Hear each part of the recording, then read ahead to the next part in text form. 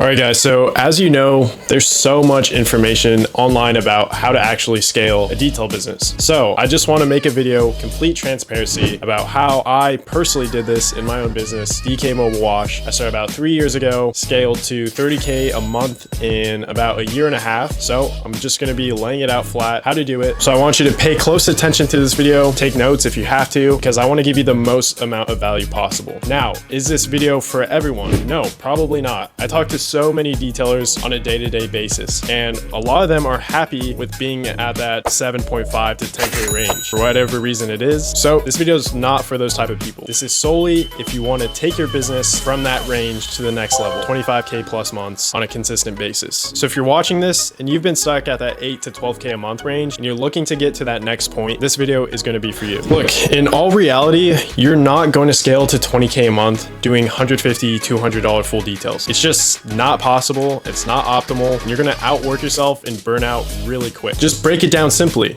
If you're doing $200 details, you need to be doing 100 details every single month to get to that mark. Now let's up the average a bit. Say your average ticket is closer to 500. That's only 40 jobs a month. If you want to take it a step further, and I know this is a bit optimistic, but it's definitely doable. If your average ticket is closer to $1,000 a month, that's 20 jobs a month. Okay, so this game is not about working harder, grinding harder, putting in more hours. It's about working smarter with more leverage. So the first action you want to take is taking a look, going through your packages and pricing, and see if you're really charging enough. Here's exactly how I really got a good gauge for my pricing. I did some research. I looked at the top 10 competitors in my market. I went through all their pricing and averaged it out. Once I got that number, I wanted to be 10 to 15% higher than the average in my market. And I know a lot of you hearing this are probably going to be scared to do that. The first thing you're going to think is you're going to lose a ton of business because your prices increase. I'm not going to lie to you. In the beginning, you might face this a bit, but it's not going to last for long, because just by doing that, automatically you're going to attract way more higher end clientele, and people are going to look at your business a lot more serious. So for the longest time, I'd say about a year straight, I was at this price range. I was doing about $150 to $200 for full detail. I remember when I finally made the switch and started charging more, my case might have been rare, but I actually got busier. I didn't slow down. People were happy to pay those prices, and my booking rates increased like crazy. And if you're listening to this, I don't want you to think that this is going to happen to you right away. I think a big part of that happening to me was solely by coincidence. It was just at the right time in the right place. But it's a jump that's absolutely necessary if you're trying to get to that next level with your business. Sometimes you just gotta bite the bullet to see that growth that you're looking for. So that's step one. Now I want to move on to step two, and that's going to be creating a literal lead machine for your business. Okay, at this stage, it's no more relying on word of mouth. It's all about building a real system that could bring you in high ticket leads consistently. And there's going to be three main sources of leads that you're going to be looking for. First and most important is going to be Google. This is most likely where all your competitors are crushing it. Just think off the top of your head, who are the most successful detailing businesses in your city? I guarantee you that they have hundreds and hundreds of reviews. They're posting updates consistently. They have tons of photos and testimonials throughout their Google page. That's what's setting them apart. It's not more views on Instagram or fancier foam cannon. It's none of that shit, okay? It's just straight to the point, super solid Google presence. All right, number two is going to be your organic outbound streams. This is going to be your social media accounts. And for me, which was a huge one, was referrals from local businesses. And I know you hear me talk about this a ton. I mention it all the time on my social media platforms just because of how important this is. All right, this isn't just simple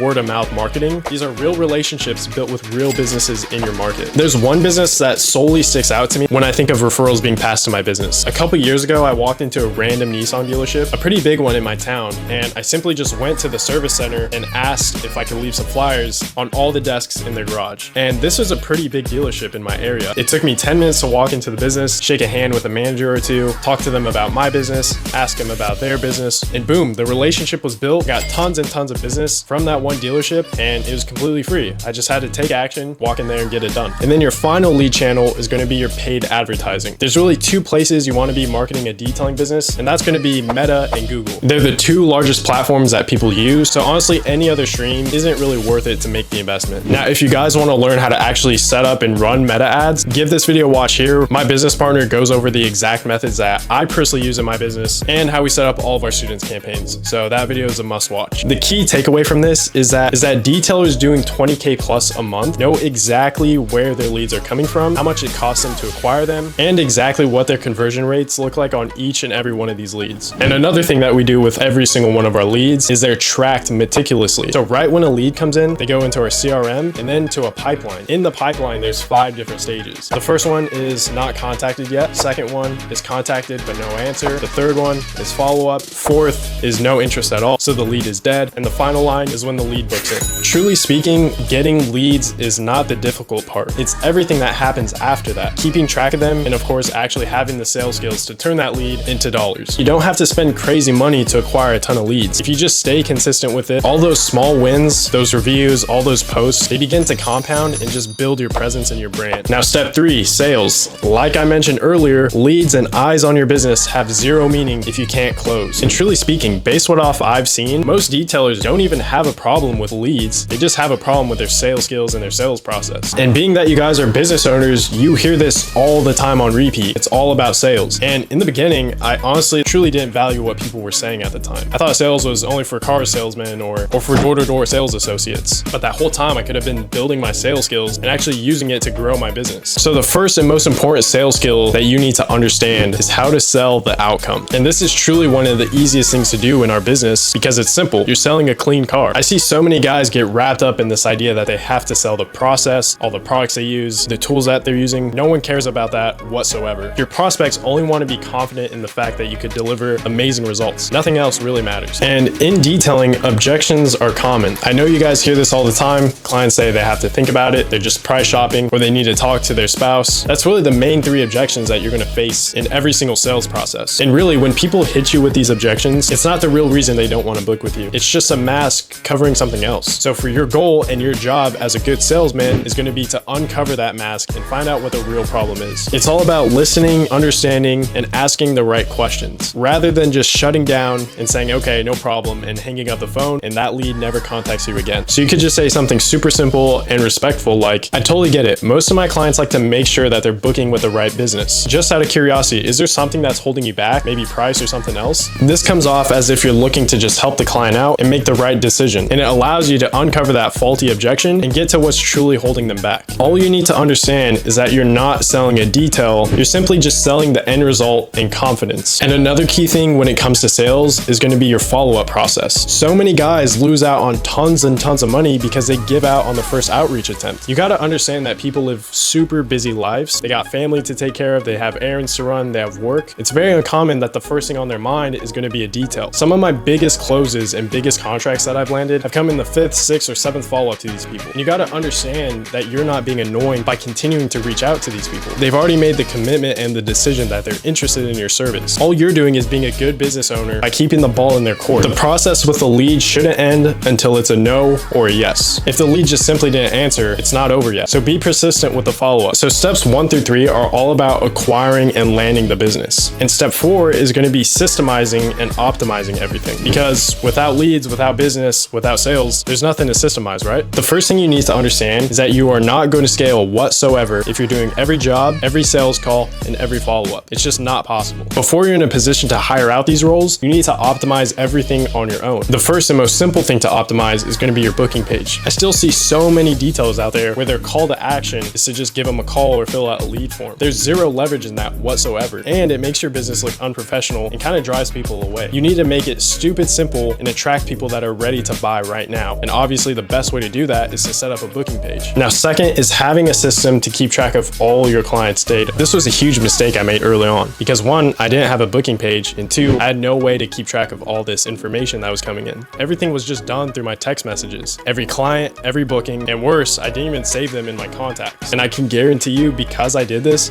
because I was so sloppy with the way I was managing things, I lost out on tens and tens of thousands of dollars. So you could just set up a simple CRM that gathers all your clients' data and keeps it in one organized place. This makes follow-up super easy, or if you want to run promos, you could do text blasts or email blasts to all your clients at one time. And the next step you're going to want to make to systemize and build leverage is to begin to hire people. To a lot of you guys, this may sound like a big jump, and honestly it is, but it's not as scary as you think it might be. To all you guys out there that are working 8 hours a day, it's time to bring on some help, and you don't need to go all in off the get-go. What I did is I started with a part-time employee. So rather than bringing on a full-time employee with a full-time salary, I had a helper come with me a few days out of the week and work with me side by side. This allowed me to step away from the jobs at time and make calls and follow up with leads and make sure things were running smoothly on the business side. And then as you build up, as you get more busy, as you put more trust in this person, as they get more experience, you can slowly give them more hours and give them more responsibility until that point where you're confident enough to leave them to run things and do jobs on their own. You don't need to dive in head first because there's just no point. You could do things slowly and really make it make sense for you first. And then once you get your hands out of detailing slowly, you can fully begin to focus on all the admin work. And then eventually you also want to step away from that as well. And that's what running a real business actually looks like. When the service delivery is taken care of, as in all the details, when you hire people for customer service and all the financial work of the business, the last thing you want to be left with to do in your business is sales, because no one's going to care as much as you and no one's going to know the industry as much as you. Getting to that point where you're doing 20K a month plus doesn't involve chaos whatsoever. Things are done slowly and smoothly with direct purpose. It's truly all about control, and control comes from systems and hiring the right people with the right leadership behind it. So I know that was a lot to go through, but I want to run it back real quick. So first is getting your offers dialed in. Make sure your prices and packages are set up correctly and they actually make sense. Also be sure that you're above the average price in your market. Second, you want to build reliable lead flow. As we went over, that could be done on both the organic side and paid side. And then third, and arguably most important, you need to become a master at sales. Become a people person. Get really good at communication and starting and building conversations. Understand that all sales is helping. And then finally, you want to build leverage in your business with the proper systems and leadership skills. If you're doing amazing work, all your clients are satisfied, but you still can't seem to grow, you need to understand that's not a problem with your business. It's just that you've outgrown that model and you need to make a change to get to the next step. All right, look, there's honestly so much that I could tell you guys in a short video. If you want some more help with me personally, just DM me on Instagram. It's completely open and I respond to everyone who needs help. So I hope you guys enjoyed this video, but you need to understand that nothing I said is going to help you unless you take action.